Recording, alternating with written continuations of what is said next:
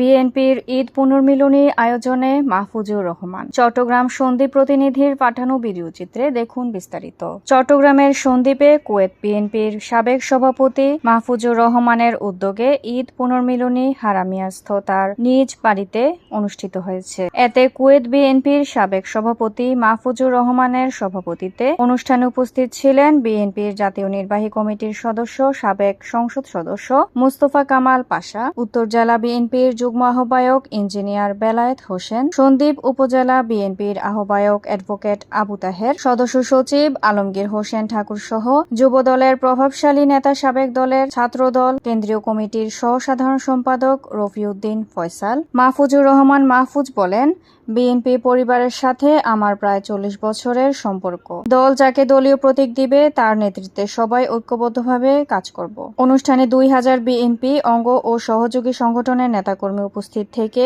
মধ্যাহ্নভোজে অংশগ্রহণ করেন। Mahjabin Sadia, news desk, daily news Bangla 24।